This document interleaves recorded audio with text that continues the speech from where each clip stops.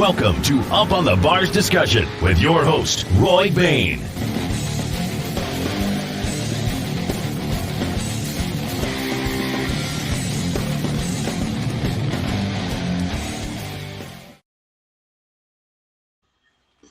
Well, welcome to Thursday night Up on the Bars Discussion. I'm Roy Bain. We have a asphalt racer joining us tonight from Stockton 99, Gary Shafer Jr. Welcome to the show. How are you doing tonight? I'm doing pretty good, Roy. Good to see you. All right. Well, and I want to do a couple of quick shout outs. We're getting ready to go into Speed Union's going to be live at Antioch Speedway this weekend for the Larry DeMintz Memorial. We're one of the main sponsors along with Pacific Coast Engineering, Rick Workman, Workman's Communication, and all that. We're getting ready to celebrate Larry DeMintz, who was a super stock racer over there, and we'll give a quick shout out. That's the trophy that we're all racing for over there, and the Pro Stocks are racing for $1,000 to win, $200 to start Saturday night at Antioch Speedway, and we'll be live at speeduniontv.com. So everybody tune into that one over there if you're there. Now let's get back to asphalt racing at Stockton 99. I met you earlier this year when we started doing the TV show, that Racing with Lovotti, because you drive the late models, which is the Lovotti Incorporated Stockton late models. And you've had a pretty successful this year over at Stockton. Tell us a little bit about your year so far at Stockton 99. Yeah, we ended up finishing second in the points to a fine young man named JoJo Stearns. I won 4 races out of 10, I think we had, and finished second or third in most other ones. We had one bad night on 4th of July when there happened to be a lot of cars there. I think there was about 18 or 20 cars. And after we crashed early in that event, caused me to finish way in the back and set us a little behind in the point deal. But I am happy with winning races, and I think we won the most of anybody else, and if not, I think we might have tied another guy. But 4 out of 10 isn't bad. No, and you finished off the season with a win, and I'm going to say in dominating fashion. I think you were about a half a lap ahead at one point. JoJo started coming on towards the end and was closing that gap, but I think his car came in a little bit too late in the game to catch up. You were rolling through the field for Saturday night. Yeah, so I made a little joke about that after the race in my interview about I'm not going to say it didn't cross my mind. I was out there pretty far before the yellow flag came out. I think it was about 75 laps into it. I was a half a track ahead, and my car was working really good. However, I knew that kid had to finish a certain position or worse for me to have a shot at the title. And after the restart came out, I started thinking about doing some dirty things to try to give myself a chance at being the champion. I'm not going to say that never crossed my mind, if I'm being honest. And I'm glad I took the road that I did and just went for the win. But yeah, I was definitely thinking about giving JoJo a shot there so I could have a shot at winning the title. Well, and I got to know several of y'all in doing the interviews, and I did an interview when I'll try to keep posting up. I've been posting up driver interviews we did before all week because there wasn't a break in the action to play the driver interviews this week on the stream. But there's another young man that's out there that drives the 7 car, Ty Carlson. That guy, you got to call him Mr. Excitement. I guarantee you, he makes a little excitement in that field every time he's out there. I don't know. Yeah. He was hot on your bumper. I would have to agree with that. Ty is a very good race car driver.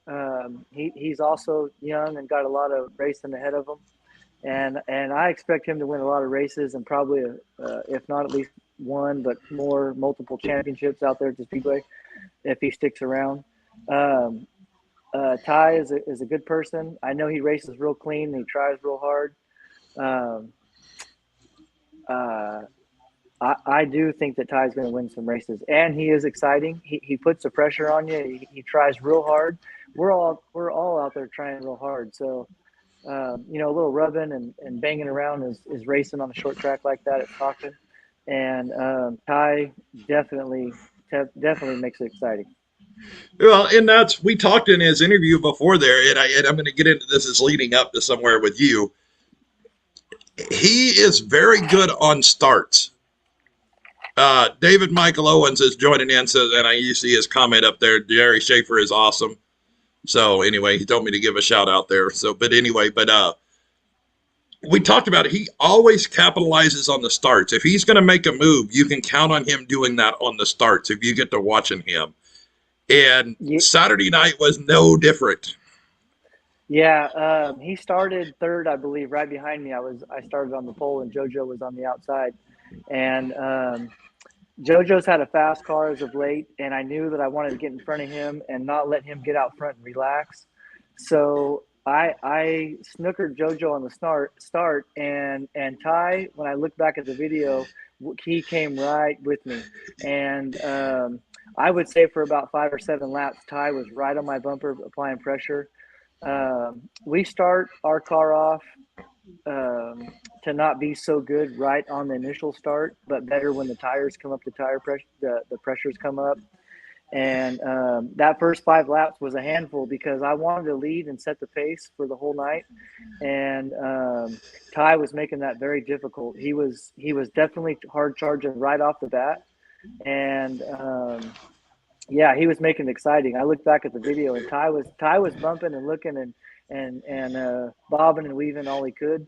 And I think when the tire pressures came up and our car set in, you know, the pressures came up and the setup came in, you know, that's whenever it was pretty easy for me to just ride around and take off. Well, and I'm assuming that your dad, Gary Shafer, says, "What's up, son?" So I'm assuming that's your dad. Yeah, that's my pops. He since I've started this deal back in I think '97 was my first race in the pure stock division. My dad's been right alongside me. If there's any one person in this world that I had to pick and choose, that's who I want to make happy with the things that I do out there on the track, I'd have to say it would be my dad. Yeah, well, that's awesome. So I was talking with you in the pits after the race, and your crew chief, James Weimer, or Jim Weimer, whatever. Yeah, I heard y'all were talking, and I listened in and got some information, and this is going to bring it into it because you were talking about Carlson on your bumper. I watched going into turn 1, and there was a ton of sparks coming up. So I watched when y'all come into 3 and 4, and it really looked like there was some sparks coming off the front of Carlson's car. But come to find out, that's what it was. It wasn't his car. Tell us what it was, because that was kind of a funny story. Yeah, so Jim, my crew chief, he is the rock of our he's the foundation of our whole program. And you know, the driver wants to take off and go right when the green flag falls, and the crew chief wants the car to be around the checkered flag. And so we were tussling around about how fast I needed to be able to start and keep those guys behind me versus how well I needed that car to be at the end to stay in front for the checkered flag. And I think Jim prevailed because when that green flag fell and I went in turn 1 the first time, that car bottomed out on the sway bar. It had I thought I was on 4 flats. And I mean, if I could have got my hands on Jim, I would have been, oh my goodness. Yeah, he sent me out there on real low tire pressures. But with a 100-lap race like that, it was the smart thing to do. Jim is very wise, and he knew what we needed to be crossing that checkered flag, the finish line first, and he did just that. So I commend him for that. As a driver, I knew I wanted those 2 guys to have to stay behind me and me to set the pace. So I was wanting the tire pressures to start a little taller than that. And yeah, the crew chief won that battle. He set those things real low, and that's what you seen. The sparks were flying because of the tire pressures were so low that the sway bar was dragging, going in both ends. And I mean, the car was a handful to start, but boy, when those tire pressures came up, was it a great car to drive? Yep. Well, and you could see that all night. I mean, so for everybody that wasn't there or didn't get to watch it Saturday night at 99, we had one caution flag all night long, and I think it was around lap 50 to 60, somewhere in your main event. Aaron Schenkel's car lost power for just a little bit and got y'all regrouped up. But man, on the restart, you know, JoJo was there for about a lap, and then you just started pulling away again. I don't think Yeah, JoJo was forcing the issue too much because he knew he didn't have to. I mean, I think yeah. he was just content. I was in the exact same shoes last year on that last race as JoJo was this time, and I was racing against a kid named Eric Nascimento. They call him Bubba, and Yeah. that kid is a wheelman. He's going somewhere, and I really wanted to fight that guy for the win, and my spotter and our whole game plan was to do what we had to do to win the championship. And last year was a little bit closer, so I had to finish in front of JoJo.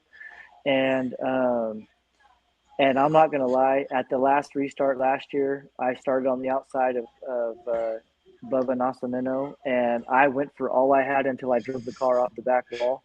And then I realized, hey, I better settle down and win this war instead of this battle. And I knew that JoJo had that same mentality going in this race. He's a very smart kid. His dad's been around racing for a long time. I watched that kid, like I said in my interview Saturday night, that I've seen JoJo as a little tiny young man, the young boy out there at the track in the stands, watching his dad race against me, and I knew they were going to be real smart, so I played that to my advantage, and and and I was going to do whatever it took to win the race, so that at the end of the night I could say that I did what I could to battle for that point, and I'm sure that when the dust settled, he'd have to say that he did what he had to do also. Yep.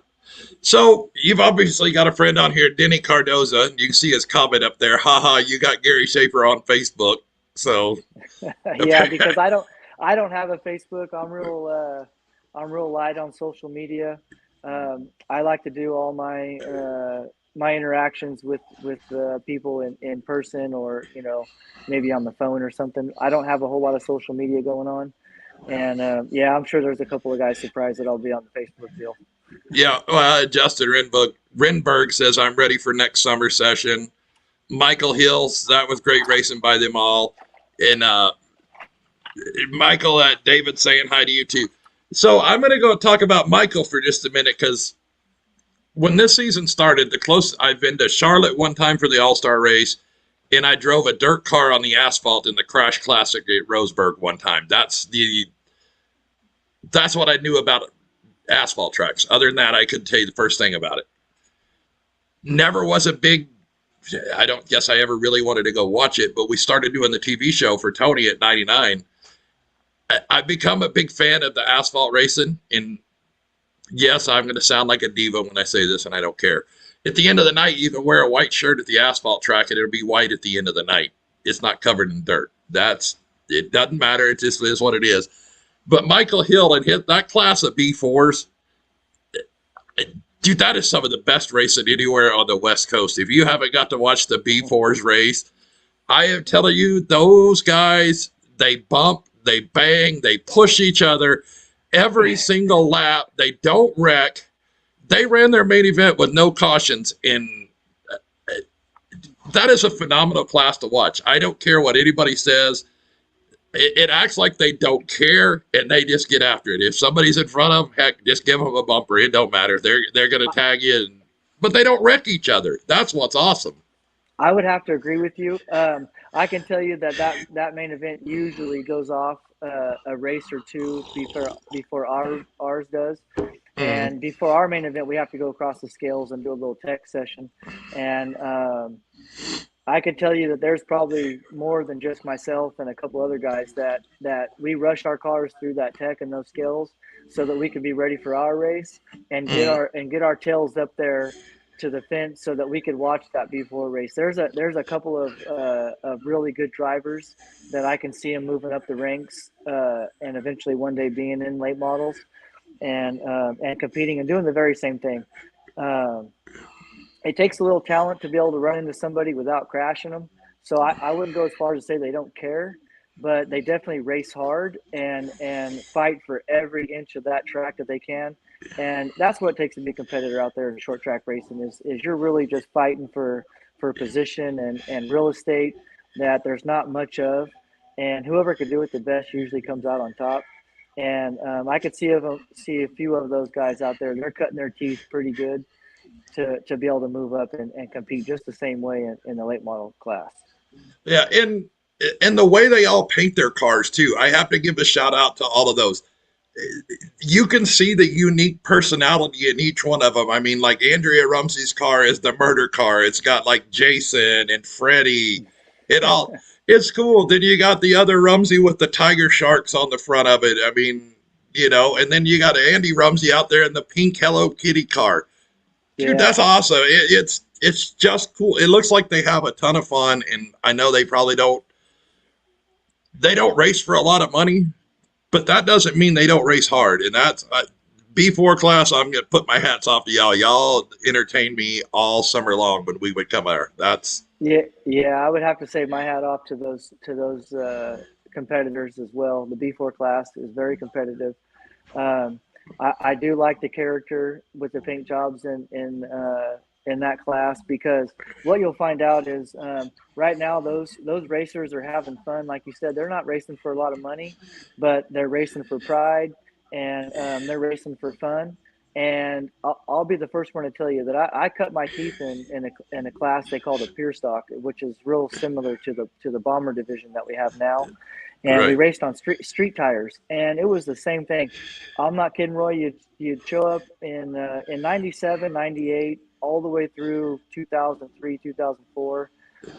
There would be anywhere between 25 and 35 cars. You'd have a great B main, and the fast qualifiers started 20th. They started 20 cars in the A main, and you would have to drive through that field. And there was probably about 10 guys at that time that could win that A main event. And it was a nice race to watch. It was so fun and exciting, similar to what the B4s are doing now. And that's just how I cut my teeth. I mean, the street tires with that car sliding around really taught me how to get through the turns, which is at a little slower pace, real similar to what I'm doing now. And, I think I'm holding my own pretty well in the late model class. So those lower ranks is where you cut your teeth and where you learn how to do it. And the way you carry yourself and the way you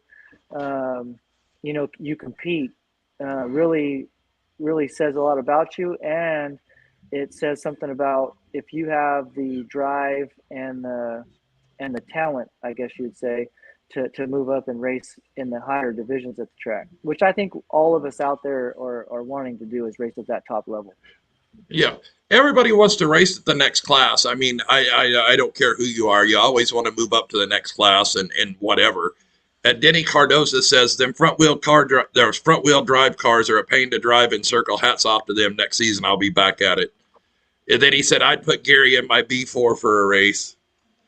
Yeah, I drove one of those one time. I had an offer from one of my sponsors, Paradise Point Boat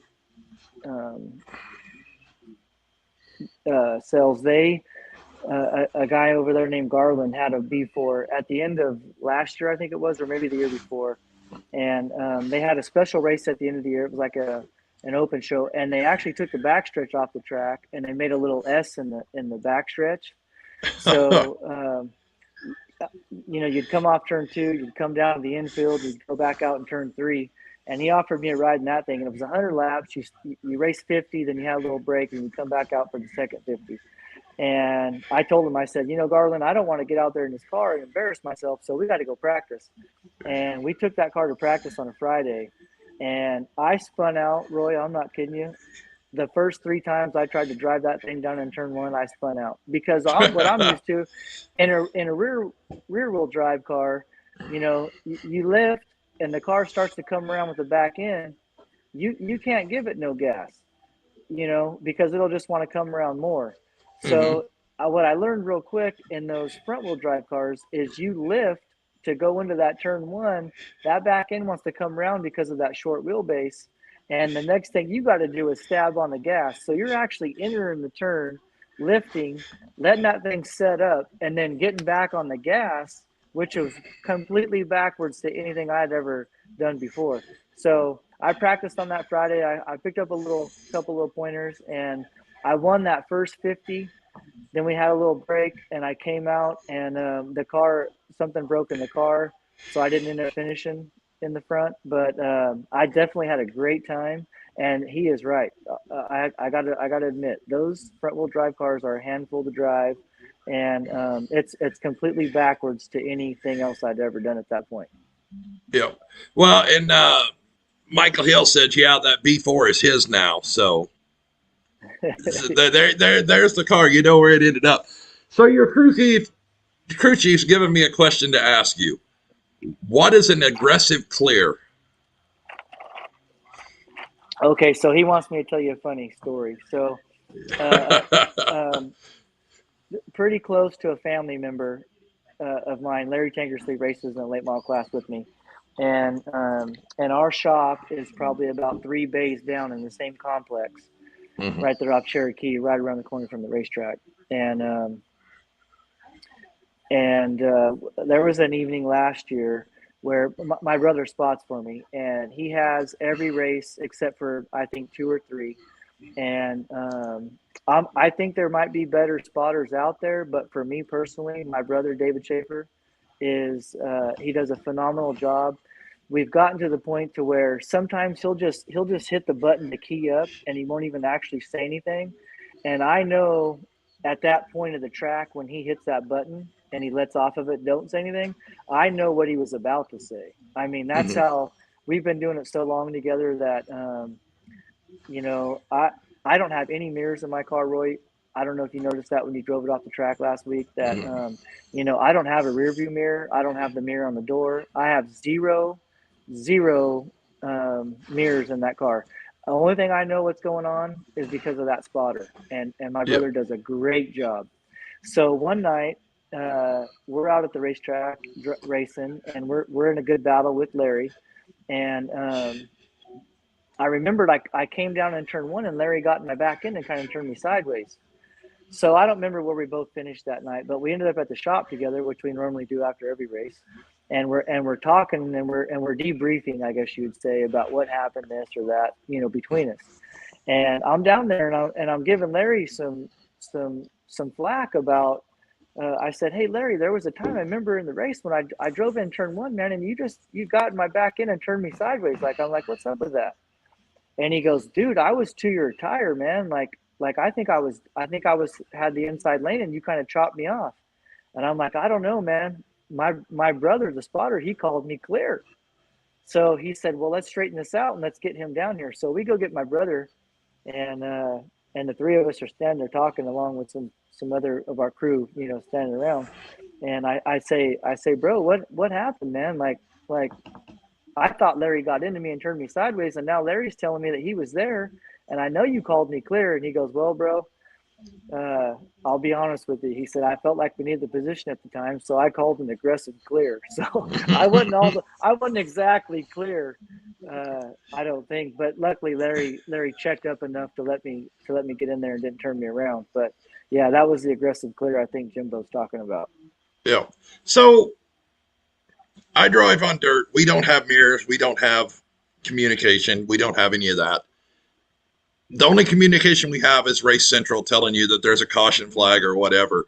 I don't know how you could drive with somebody talking in your ear, first of all, because the one time I remember this being upside down, hanging up in my belt upside down in Wairika, and you hear the lady yelling, red flag, and all I could think was, well, no shit, I'm hanging upside down looking at the dirt. I think that's a red flag, and it's like, it's a weird feeling when that situation is going on. So I don't know. I got so many other things going on. I don't know if I could deal with another voice in my head. Yeah, going back to those pure stock days I was talking about, I went back and forth between having a rear view mirror and between having one and not having one. And what I found out was anytime that I would look up in that mirror, and at that time when I was racing back then, there were some pretty hot shoes in the field, Guy Gabor and his brother Danny Gabor, Sam Solari was racing. There were some pretty heavy hitters, and I'd feel myself in the lead. I'd be leading a race, and I'd look up in that mirror, and I'd see, Guy Gabor behind me. And next thing you know, I'm at home watching the video on Sunday or Monday, and I'm like, why did I finish second? and I would look at that video and I would break it down and I'd be like, I'm doing just fine. And guy was not catching me or looking under me to pass me or anything when I was focusing on what was out in front of my windshield.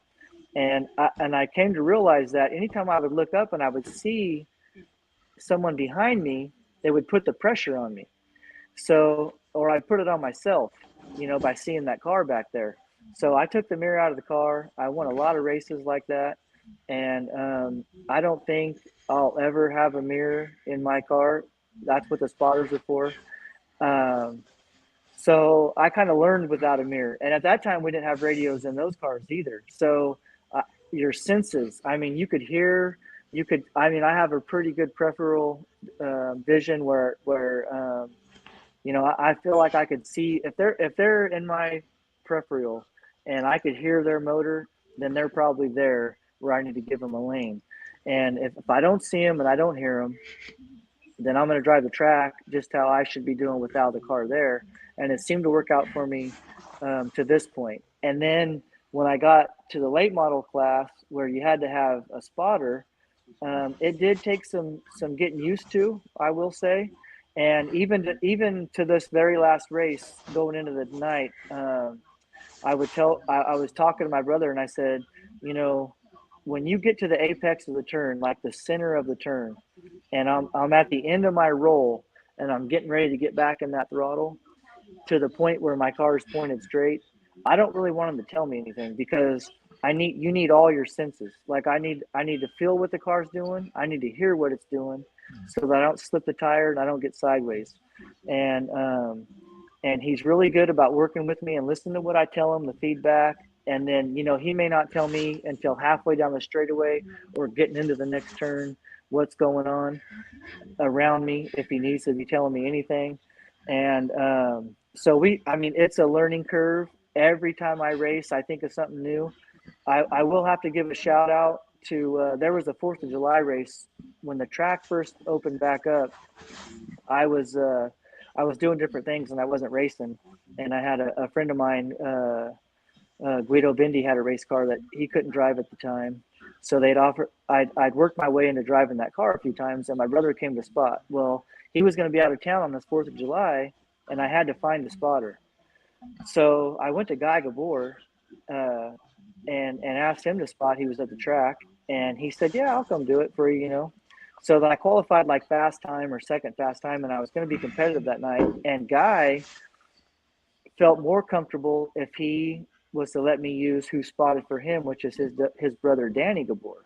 Mm-hmm. So Danny puts the earphones on and he starts spotting for me and we won that race. And I learned some things by having a different spotter in there that was valuable to a driver that I implemented to my brother. And one of them was clear by zero. And what that means is you're clear, but that guy's by zero. He's right on your bumper, Right. And my brother and I, we didn't have that term in our game at that point. And I told him, I said, hey, Danny was a really, really good spotter. He kept a real calm voice. He let me know when I overdrove a turn. I could remember him. It was probably a 60-lap race, and I'm going to tell you that 60 times Danny told me, don't overdrive into turn one. Lift and let the car set up. Yeah. And so I implemented some of the things I learned with Danny and added it to what my brother already did very well. And that helped our game out as far as the spotter-driver relationship. And then we also have a teammate that races Southwest Tour, a guy that we like to go help and that has helped our racing team in a tremendous amount, which is Jake Gomes. And my brother has been able to go and be on the radio whenever Jake's racing, and he has a spotter that's even at the higher level. I think Mike David and a couple other guys spot for Jake. And my brother has heard and listened to things that they say and implemented that into our game. So, everything evolves. As a driver, I don't think there's ever been a race where I haven't learned something. As a spotter, I don't think there's ever been a race that my brother hasn't learned something. And I would say that, with working with Jim and Dave Bender and some of the guys on my crew, that I know that there's a lot of races that we learn something or a few things every single night at the track. So you could always keep evolving and making things better in your program. And the spotter to driver communication is something that we work on, every single race. We have something to implement to make it a little better than the last time. Yeah. So, Tyson Talkington just asked, are we running a New Year's race at the dirt track? No. We kept the pro stocks off the New Year's race this year. He's going to run sport mods, and hobby stocks this year, Tyson. So that'll be on December 31st at Stockton Dirt Track. So, so things that you're talking about right there. Oh, it says you have Gomes' shirt on right now in the video while you're bullshitting. Yeah. Right? I mean, if I had to pick my hero out, that was somebody that was currently driving a race car. I'd have to say it's that young man. So I'm 46. I'm not going to call out Jake's age. I would let him do that. But he's a considerable amount younger than I am. Yeah. And it's funny to me that you could learn something from someone so much younger. And when Jake and his dad Paul started helping our team out, Paul was hands-on with my crew chief, Jimbo there, and he taught him a lot of things about the car. And Jake taught me so many things inside and outside that car that he does so well. He is so well-mannered. I mean, I've seen him drive the wheels off my car. He came and drove our car. I was sick for a little while. And we had sponsors and stuff, so we wanted to get the car to the track. So we asked Jake to come drive it, and I sat in the stands. And one of the hardest things I ever had to do was watch my car go around the track with somebody else in there. But I kind of admired the way that he drove that car. I mean, he drove it for everything that it had, and he was so clean. He never touched a competitor, and until I had their help, I didn't realize how important that was. I mean, so kind of the way I was brought up and the way I was, and still sometimes it happens, I want to win at all costs. I've said it before, and I still stick to it, that, my granny, my dad's mom, is probably the person that I owe the most to, that I have anything to do with racing.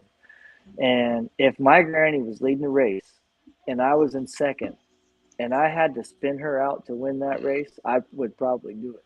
So that's just my character. Like, I would do anything to win a race. And when I seen Jake behind the wheel and the way that he goes about it, I admire it. And it really taught me something. And I started believing and learning that I could do the same thing. And so I owe a lot of that to Jake, with his patience, with how hard that he tried in and out of the car to keep himself at a respectable level. I mean, he is a very, very mature young man, and what a class act. And I learned a lot from him. And when he gets out of the car, how he carries himself, and I learned a lot from him. So I knew when I was doing this interview that I didn't know that you were going to be able to see me, but I did for myself. For myself, I wanted to be sitting here in a Jake Gomes shirt, so that's why I'm wearing the shirt.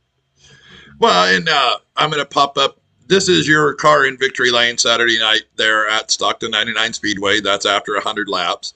So there's a funny story behind all this, but I got to build up to it here. And I got to give a big shout out to one of our sponsors on the show. I don't have him in the opening credits, but Mark Tarnowski at MTFX Graphics. He posted up a new run of all of his Halloween stuff for all of his graphics. So thanks, Mark at MTFX Graphics, for all you've done to help us out this year. So want to make sure we give him a shout out. So we talked after you racked on the July 4th. And I said, man, I want to drive one of those late models. And you're like, well, let's unload it. I think it'll still drive. Let's go out there. We're going to go out there and do it. So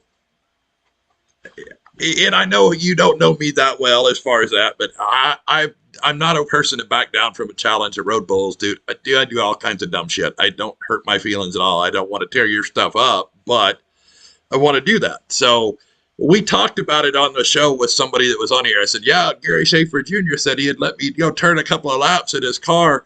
And somebody that listens in chimed in, somebody tagged Senior in this. Like, it was a big deal. And then Saturday night, you let me drive it off the track after you won. So, and I know everybody was over the pits, like, don't go to the pits, go to Tech, go to Tech. And I know from where we race, you've got to go directly to Tech. You can't go to your pits. I understood what y'all were doing. We're there. But the guy in the Tech lane, when he stuck his head in the car to tell you what he was going to Tech, saw me. That look on his face was like, and I'm going to cuss. It was honest to God, like, what the fuck are you doing? it threw him off. Yeah, So, that guy over there that's doing the Tech, he knows me pretty well, and I think that he was going to lean in that car and see my face and tell me that I did a good job and that now take your carburetor off or whatever it was they were teching over there. And when yeah, he seen somebody else, I think the surprise came over him, and that's probably the look that you've seen. And it and just yeah, froze him in his tracks. It was just like, yeah. He was so, expecting to see me in there. I've never. That's the first time ever that anybody else has ever driven my car off. None of my crew has. My son goes and helps out a tremendous amount on Saturday nights. I've never let him drive the car off. My brother owns the car, and um, he's never driven that car. He's never got in there and popped that clutch one time. Part of it, the reason is he's about 4 feet taller than I am, and I don't think he could fit in there. Uh, so but as far as that goes, nobody has ever driven that car off the track until you did. So I think when he's seen a different face in there, because I've ended up over there in Tech a few times, and they usually see me, so when he's seen somebody different, I think that was some of the surprise. I don't know. yeah, And well, our camera guys made sure they kept the cameras on in the stream the whole time till I drove off, so it was on there. I figured they had shut it off. They're like, nope, we didn't shut it off till you left the track. So I was laughing. So yeah, now I'll have to there's video proof of it now. Yeah, I'll have to see that. And yeah, I wasn't trying to challenge you because I thought you were scared by no means, but that's just the kind of guy I am. I grew up as a real little young man out there, young boy at Yeah, that racetrack. I mean, the bleachers on the front stretch were wooden. There was a guy named Whitey Rich that was the track manager, and when I grew up out there, I wanted nothing more than to ride one of those race cars. And all my uncles owned them and worked on them, and uh, and I know how it is to be a little kid to want to get into race cars. So yeah, when I drove my Pier Stock, I had kids. I mean, it started out as two or three because mm, there was no sheet metal in the car. It was just a floorboard. They would come right. down after the races, and I would give them a ride around the track real slow, and let them just ride, just feel what it's like to be inside of a race car. Yep. And so I can only imagine that little boy inside you wanted to get inside that late model. And I wasn't challenging you because I was scared. I could just see how bad that you wanted to do something like that, and Yep. and I knew it wasn't going to hurt anything. Yeah, I want to drive one at speed, and I will tell you, I noticed something with yours, and keep in mind, it wasn't like, oh my God, I'm hauling ass off the track. It was kind of idling around. It is what it is. Your car, and you can tell when I haven't driven a really well set up race car yet because I'm not at that level yet. We're You getting there. you That you did drive a well set up car Saturday night. That was that car. I'm telling you. I mean, okay. So I'm on the podcast, and everybody knows my name, and they announce me yeah, when I race around that track. But the real heroes are the guys that work on those cars and make them do what you're getting ready to talk about. yeah, And those guys deserve the credit. I'm not going to get in any car that can't win and make it win. And I'm going to be lucky if I can get in a car that can win and don't ruin it before it gets to win.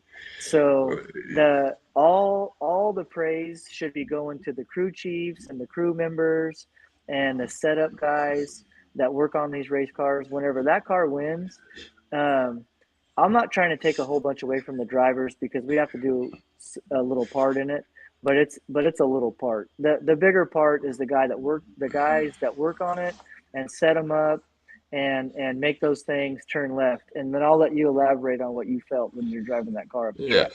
Denny Cardoza, never mind, I'll wreck my own car, LOL. So driving off there, and you were telling me, hey, be careful with the clutch. If you dump it, it'll dump, blah, blah, blah. And I know what you're saying, and I haven't driven your transmission, your clutch, so struggle a little bit at get going right off the bat. But once it gets going, that car, as you go towards turn one, is already turning into turn one, even when you're idling. It's turning left. It's like you don't have to put any effort onto the steering wheel. It kind of drives itself. And I mean, I know under speed, you've got the load on the right front, and it's pulling it a little bit. You're doing all that stuff. And I'm going to tell you from my experience on driving on asphalt, it had not taking away, because I've never driven a 100-lap main event.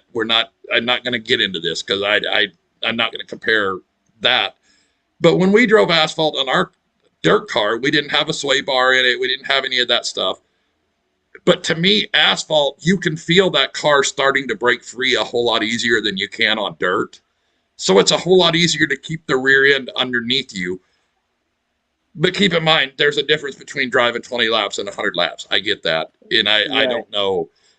But dirt, I've never driven a really well set up car on dirt, so I can't say that yet either. And I mean, I'm being very sincere about our race program.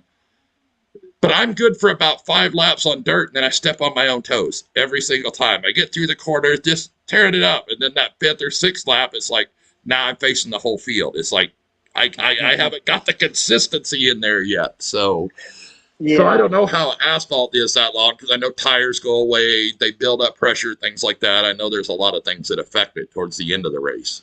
Yeah, I've never raced on dirt myself. I don't have one lap on dirt, but I've been racing asphalt since '97. There was a couple of years the track was closed down. I didn't run, but for the most part, I've been racing when the track was open.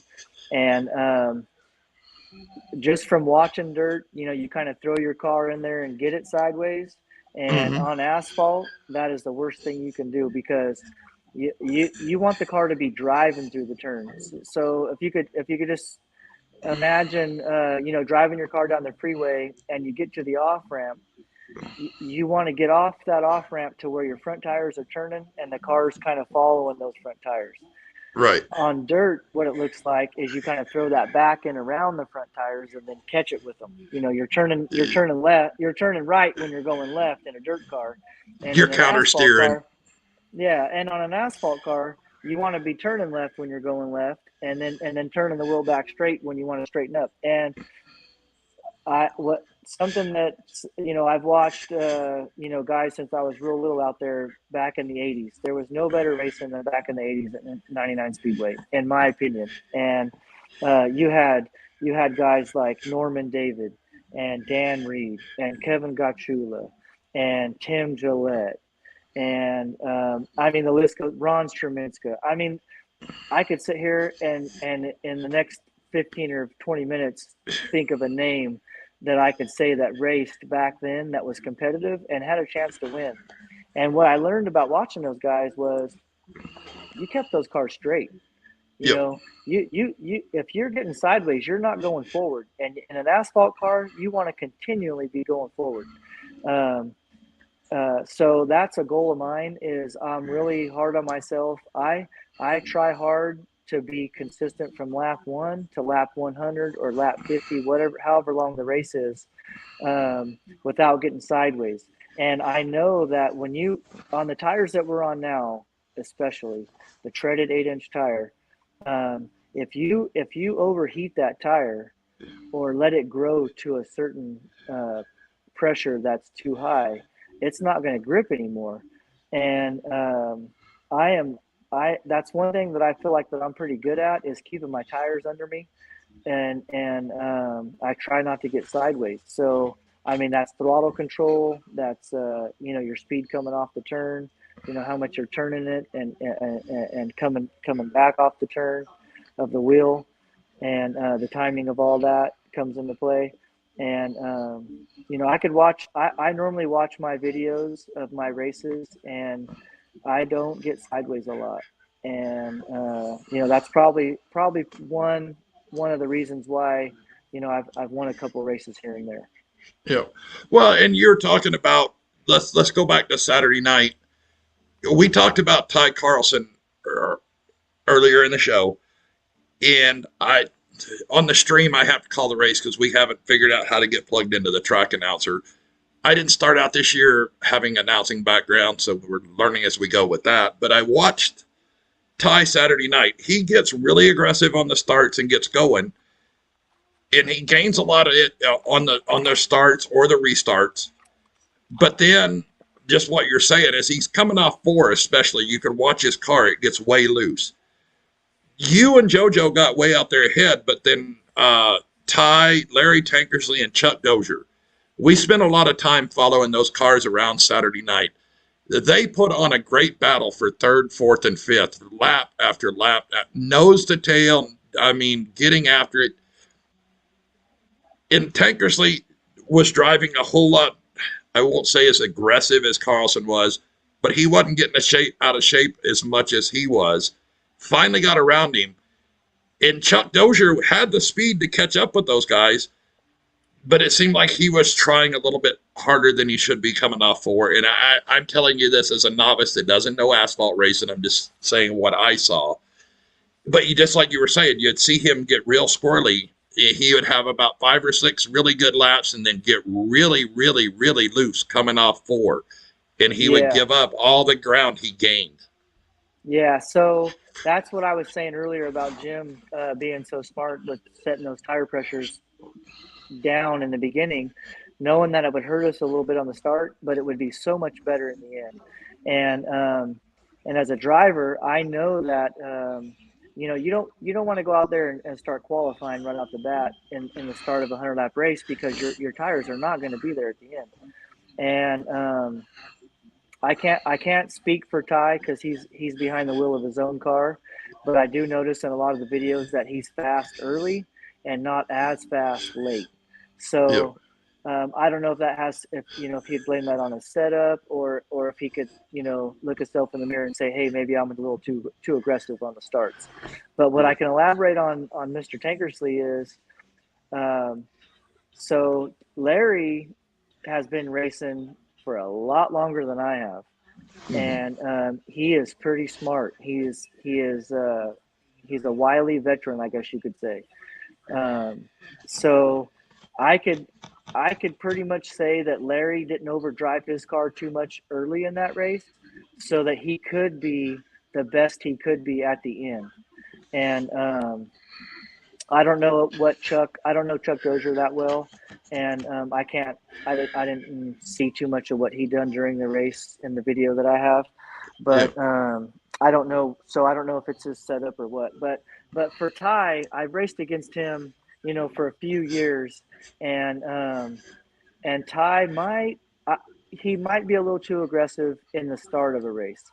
And I'll be the first one to tell you that when I first started, I was in my younger days. I drove for my Uncle Mike. We had a lot of horsepower. We raced on an 8-inch slick back then, and I was that same guy. I would be a rabbit, shot out of the barrel at the beginning, and it would hurt me in the end. And it took me some time and a lot of sitting downs and getting talked to by my uncles and different people that's not the way that you go about it, because the guy who wins that first lap or even the 5th lap, he doesn't collect the check or the trophy at the end of the day. It's the guy who crosses that finish line first, and you got to be there at the end. And it's hard. It's easier said than done. I'll be the first one to tell you.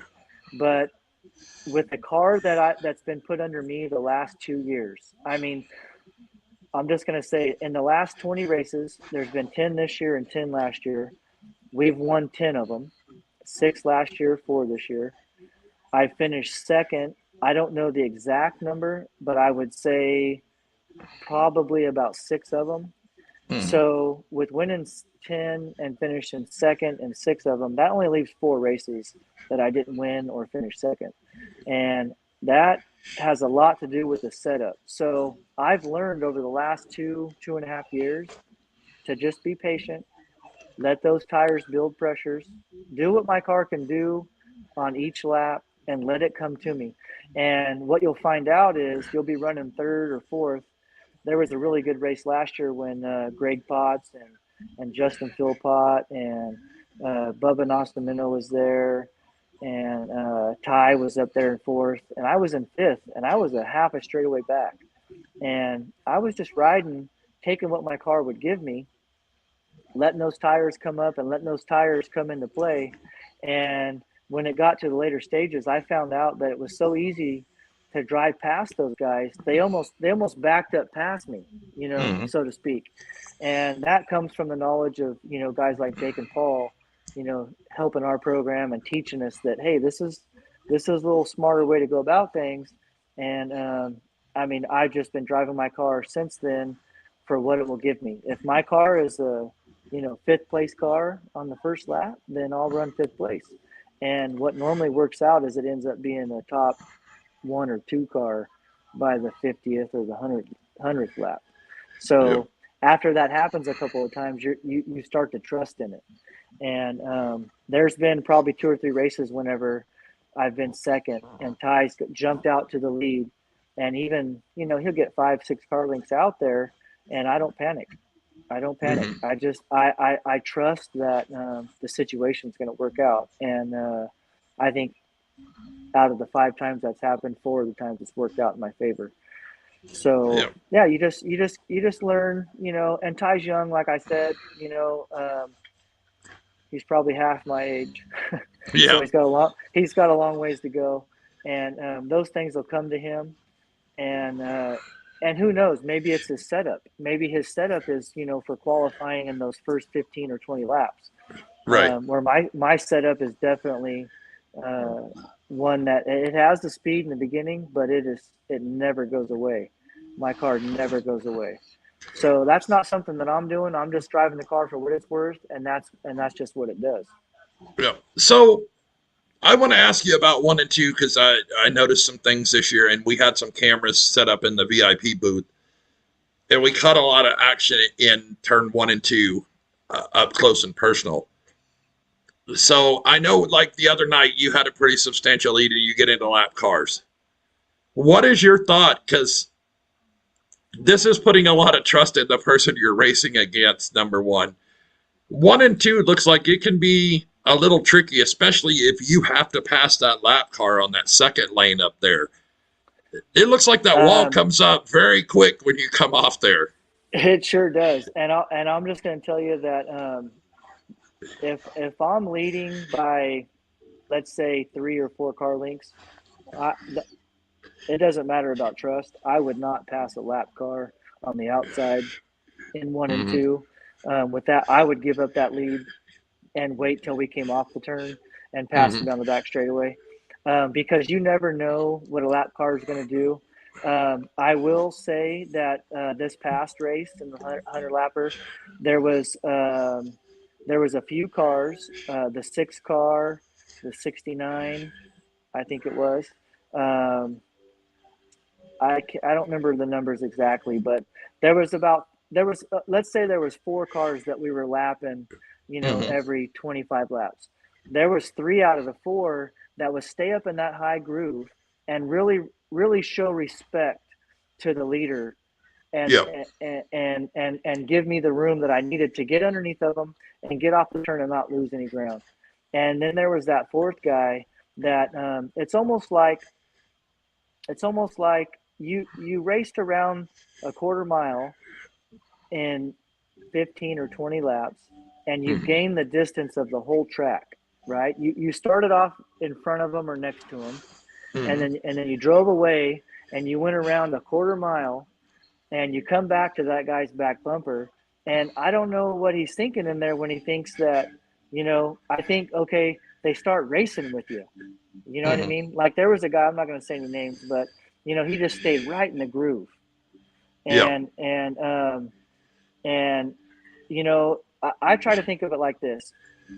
If I was becoming a lap down and the leader went all the way around and came back around to lap me, how would I want that guy to race me if I was the leader? If when you're winning a race, the last thing you want is a lap car in your way or hindering your race at any level, right? So if I was that lap car, I would try to be like those other three guys and say, hey, tonight's not my night. I'm going to give you all the room that you need, even if I have to slow down to not break your momentum. That's what I would do. And there was one guy that didn't do that, and I'm going to go ahead and say it. That's probably one of the reasons why he don't win races, because that's the mentality that he has when he's behind the wheel, that he will keep his car in the groove and pretty much block the leader that's coming around in a quarter mile distance and in a matter of 15 or 20 laps to lap you. You know what I mean? Like, it's not your day at that point. Yeah. Give the guys some room. So yeah, I wouldn't trust any lap cars to try to go around the outside. Now, let's say I was leading the race and the second place car was right on my tail. At that point, you're racing. There's no trust in anybody. You just have to do what you got to do to get past them. So if the lap car kept himself on the bottom and I had to drive to the outside, you know, I'm not afraid to do that. But man, it sure puts you on the edge. You know, you're tiptoeing, because that's the last thing you want to see. I have more respect for those guys that get themselves out of the way and live to fight another day. You know. Yeah. Well, I'm just saying that because I've watched y'all race over there, and there was one of the races, I can't remember which one it was. It doesn't matter. But I know there was 4 of you that were racing in a group of 4 in 2 lanes, and you weren't racing for lap cars. You were racing for position. That, I don't think y'all could have put a piece of paper between y'all's fenders when y'all came off what you. I mean, there wasn't any bumping and banging, but there wasn't any room given on either side on either side, and that wall comes up awful quick coming off there. That's kind of a weird shape if you watch the video from the angle we had. It comes off there just a little bit different, it seems like. Yeah, it almost seems like it comes off and it swoops out a little, and then in the middle of the straightaway, it kind of comes back into the track some before it opens back up to get into 3. And I'm going to tell you that 2 weeks ago I won the race in a 50 lapper, and I was leading the race, and I hit that fence by myself with no cars on the inside. You know, I grazed it, and in fact, I got teased about it from my brother, you know, before this last race, and he's like, hey, if you're out there leading, don't knock it off the fence, you know, like you did that time. And it just happens. I mean, it feels like to me that it just jumps out there and gets you every now and again. So being on the outside of somebody, I mean, you really got to have trust. And I will say this, there's guys like you know, Larry Tankersley, JoJo Stearns. A very good guy to be on the outside of is Ty Carlson, Justin Philpott. You just know Guy Gabor. You know, some Sam Solari when he's in the right mood. You know, they'll give you room, and you can trust that guy. You know that he knows there's a car on the outside, and as a veteran racer getting around there, you know you got to keep your car on the inside lane. Yeah. Just the same as the guy on the outside. You don't want to go crowding that guy, because when you crowd him, he's going to want to shove you up. Yeah. So you got to give a little to get a little. And when you start racing people like that, it's really fun. And it could be exciting for the fans. One race we had this year was, I think there's a young man out there. I'm going to butcher his last name. Shane Hingrini, I think his name is. He drives for Nascimento every now and again. Hinarami. Hinarami. Yeah, that kid right there, I don't know how old he is. He looks like he's about 14 or 13 to me. And that kid's a wheelman. And I had the funnest race I've had in probably, you know, 4 or 5 years that I could remember off the top of my head with that kid. We were swapping the inside and outside, passing each other, you know, 3 or 4 times. And it almost looked like sprint cars on dirt, you know. And we banged a little, but we never crossed the line as far as crashing each other. And that was one of the funnest races I've had. So, I had trust in that young man after racing next to him a couple laps that he was going to give me room. And I'm sure he felt the same trust because, there was we were both laying the wood to the mat and racing for everything our cars would give us.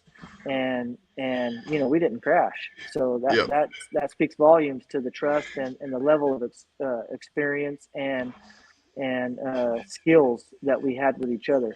And that could be had with, pretty much anybody out there, but you got to be willing to give, and not take all the time.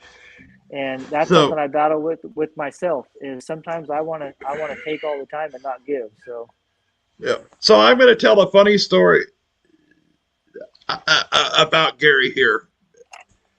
We started doing that TV show and I'm going to go back to the beginning of the season. We started this streaming service with Speed Union and doing our podcast and things like that. Well, we got brought in to do the show Racing with Lovotti that aired on Fox there in Sacramento every weekend. I barely have got to where I know any of the dirt drivers. So I show up to asphalt, know nothing about it, don't even know what cars are what at this point. You did all this stuff. So we got ready to do the voiceover for the first show. Okay, so we went through, I forgot, like the B4s and all that. Fairly easy names to remember. You got Hall, you got Rumsey, they're easy ones. So then they were running the legends, and you're talking about Eric Nascimento and they're all in this field of legend cars. We got ready to do that voiceover. That took about an hour to do that one class of cars because of all the last names, trying to get them right. I didn't know anybody's last names. So then Gary was telling me at the track, he's like, man, that show's great, blah, blah, blah. It's like, dude, but can you put some emotion into it? It's like, I was focused on getting everybody's name right. They're like, you're getting everybody's name right, but it's like, you're all monotone. I remember that. So, yeah, to see our track and our racers that go out there and race, up on the TV on a Sunday morning, it was just awesome to me. I couldn't wait to wake up on Sunday and watch, the Lovotti, the Lovotti late models go around the track, the Speed Union putting them on TV on the Fox 40. And, I get up and I'm watching and I was so proud about how the camera showed two different views and it had the battle cam, and it had these little things going on. I was like, this is almost professional, like we're good. And I'm listening to you and it's like, Gary Shafer is going down the back straightaway and Ty Carlson is putting a little pressure and you could tell your focus was on what you were saying. And when I seen you after that, I was like, you're doing a great job, and I have nothing negative to say about it. But something that might ramp it up a little is if you could show, like, hey, Ty Carlson is really putting the pressure going in turn 3, and we used to have this announcer back when I was talking about in the 80s. Yep. And with Whitey Rich running the track, and all those names that I'd mentioned, racing out there, and there was an announcer. His name was Ron Andiah. And he would say, and they're going down the back straightaway side by side, and it was just so exciting to hear him the way he announced. And, there's been a lot of announcers since then, and they all do a tremendous job. I don't have anything negative to say, but he set the bar so high. I don't think anybody's reached it yet. And I just was trying to help you out a little bit. So yeah. I'm just laughing because on Sunday, I don't know how to announce, so I'm doing these voiceovers. I don't know how to do voiceover, first of all. So we're learning how to do this, learning how to put it together a TV show, learning how to even run the video cameras in the broadcast booth. So we would sit down to do it, and I got this equipment on, and my wife would sneak up behind me, and she'd record it with her phone while I'm doing it. So I get done, and we would do it in sections. So then she'd play the section back. It's like, well, shit. I got to delete that one and start all over. And I can't stand to hear myself back. I know I could probably improve what we're doing on the podcast more by getting out there and listening back. But then I've also figured out how to dial in the sounds and add some more bass to my voice so I don't recognize my voice when I'm hearing it. It's not, I don't, with all the mixing boards and stuff. But man, when we started, we literally streamed our first stream this year, February 5th. I mean, I didn't even know how to turn on half the equipment at that point. We've now got 60 something on there. I've called races. I have a track that wants us to do for me to do some announcing next year at the track and in conjunction with it and all this stuff. So what you saw at the beginning of the year was me being overwhelmed with 80 things going on at once. And it was like, well, I want to get these names right. I want to do this right. So it's like, man, it was like, but yeah, I know what you're saying. And I'm with you. You know how us race drivers, we're not going to go easy on you, Roy. So that's all right. We're shooting for the stars, man. And you know, I'm not going to beat around the bush. Speed Union really did a good job with the video, and I watched every one of them, and I could tell that you progressed every time. And as a race driver or anything that you do in life, when you first start out, it's gonna start out one way, and by the time you take off and you get the ball rolling, you know, you want it to be at a high level. And if there's anybody out there that could come and give me a little advice to make my driving or my crew or anything better, hey, feel free to come and tell me. And when I seen you, that's the kind of guy I am. Really, I'm gonna tell you. Well, and I appreciate it. And I'm gonna say something, and I got people from dirt background. The reception that we got at 99 this year from all the people that race there has been really, really cool. Like you coming on here and doing this, you didn't have idea what the podcast was going to be about, all this stuff, and the reception at the 99 has been a whole lot better. Dirt racers, they're a lot more quiet and reserved, I think, and that's why I said, if you don't know and haven't got a chance to talk to Gary Shafer Jr. in the pits, you need to, because he's a smart ass. You can't see it in the show tonight because he's not being himself, but he is a smart ass. I will tell you that right off. So, but we've got our hour here, and we'll call it a show, and we'll have it done on here. We'll have you back on again in some time and do some stuff. But thank you, everybody, for tuning in here, and hang tight there, Gary. I'll talk to you for just a second off air. And y'all have a good one. Thank you. Thank you for having me on the show. It was my pleasure. This is the first time I've ever done anything like this, and it was a kick in the pants. And I'm pretty sure that all those people in the pits that come around and talk to me, they know I'm a smart ass, Roy. Yeah. Well, and what all sponsors do you want to thank that's helped you through this season? First of all, you got to give sponsors a shout out. I want to shout out, probably not the most, the guy that helped the most, but someone that was left off at the track Saturday night that was there watching was Marine Pros. They came on board towards the end of the season. They helped buy us a couple sets of tires, and we really appreciate them. But we got some big hitters like Crane Techs out of Manteca, San Joaquin Steel out of Stockton, Paradise Point Boat Marine. Garland over there, he helps out a tremendous amount.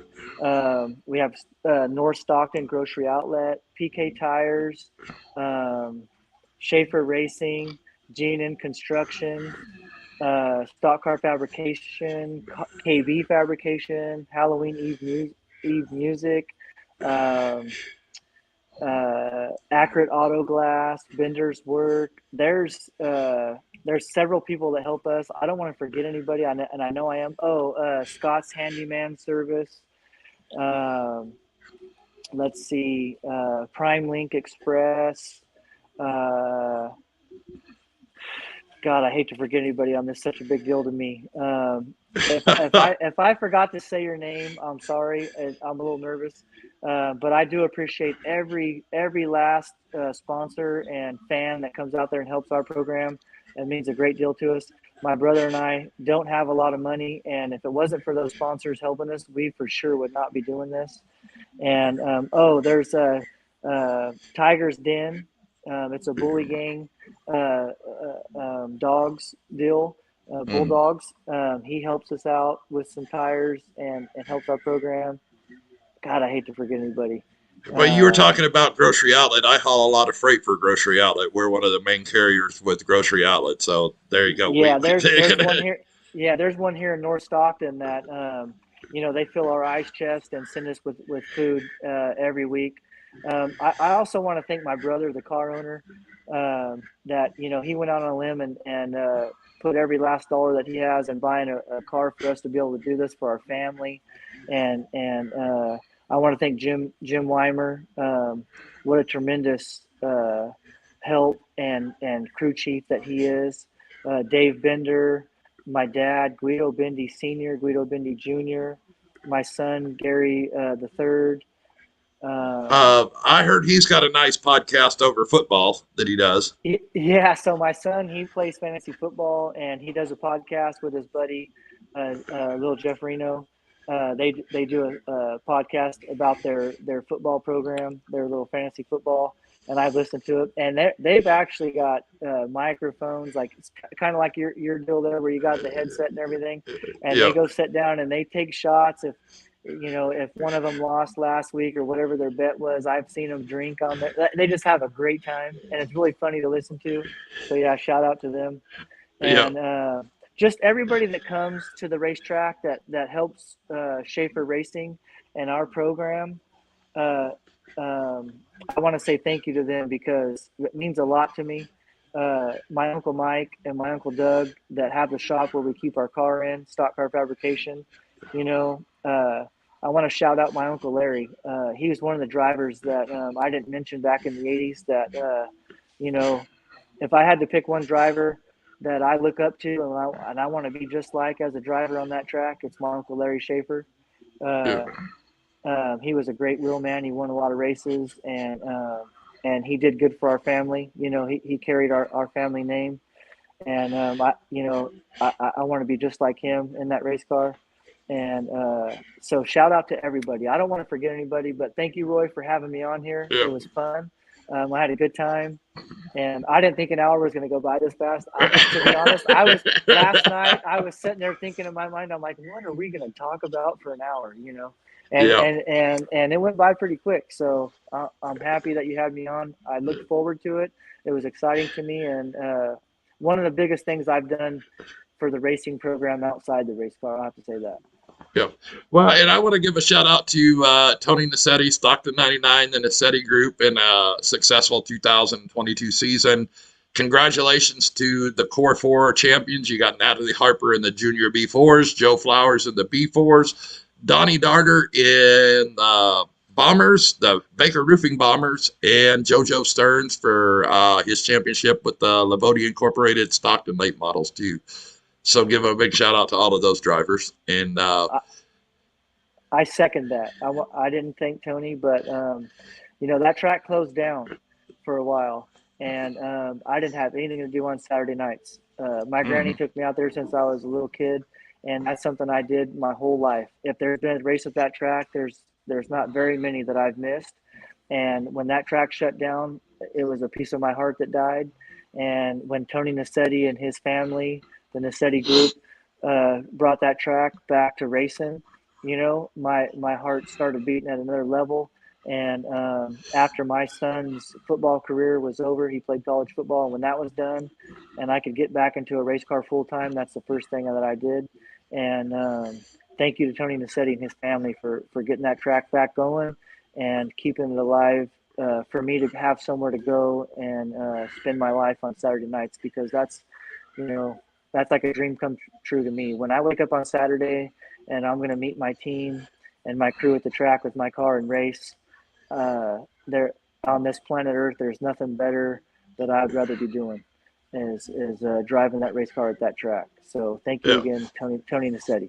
Yeah, and thanks for letting me.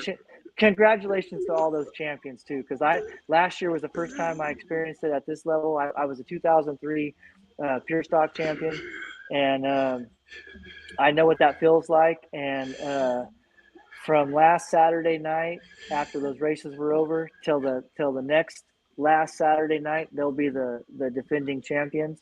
And I know what that feels like from experience. And congratulations to them. And I couldn't be more proud of them.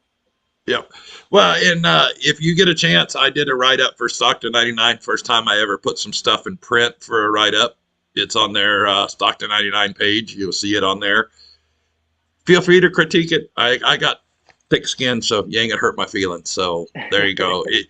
But yeah, I did my first write up for this weekend, so hopefully maybe we'll do some more throughout the season. Trying my hand in new things this year, and we'll kick it off and end it right here. Thanks, guys, for tuning in. So hang tight, Gary.